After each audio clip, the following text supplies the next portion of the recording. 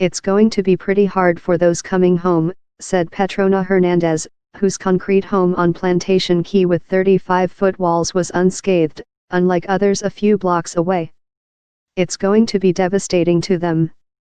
But because of disrupted phone service and other damage, the full extent of the destruction was still a question mark, more than 2 days after Irma roared into the Keys with 130 mph, 209 km/h, winds.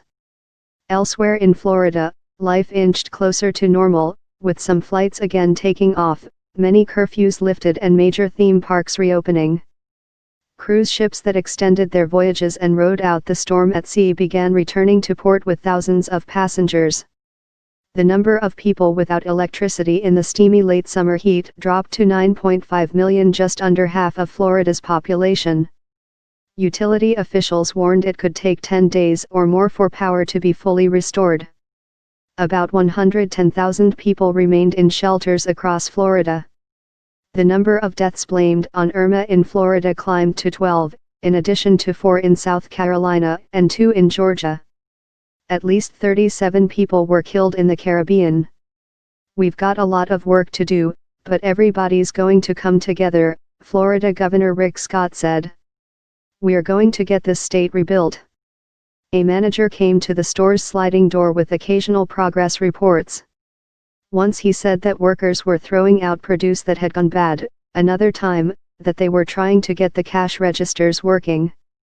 At the front of the line after a more than 2-hour wait, Phil Churchirillo, 57, said days without electricity and other basics were beginning to wear on people. At first it's like, we're safe, thank God. Now they're testy, he said. The order of the day is to keep people calm. Irma's rainy remnants, meanwhile, pushed through Alabama and Mississippi after drenching Georgia.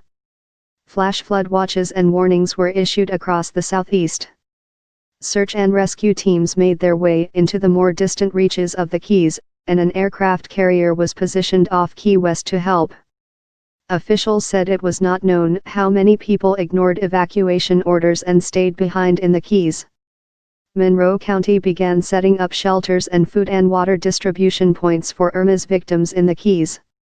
Crews also worked to repair 2 washed-out, 300-foot, 90-meter, sections of US 1, the highway that runs through the Keys, and check the safety of the 42 bridges linking the islands.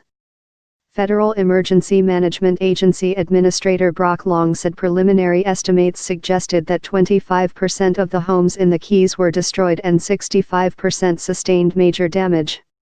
Basically, every house in the Keys was impacted, he said. Debris was scattered everywhere, including refrigerators, washers and dryers, a 25-foot, 8-meter, fishing boat and a jacuzzi. Homes were torn open to give a glimpse of their contents, including a bedroom with a small Christmas tree decorated with starfish. One man and his family came to check on a weekend home and found it destroyed. The sight was too much to bear.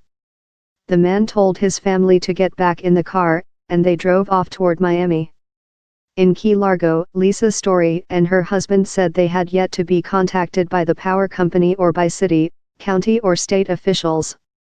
As she spoke to a reporter, a helicopter passed overhead. "That's a beautiful sound, a rescue sound," she said.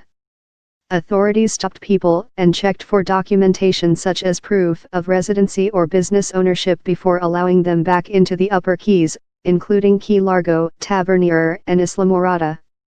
The Lower Keys, including the chain's most distant and most populous island, Key West, with 27,000 people, were still off-limits, with a roadblock in place where the highway was washed out.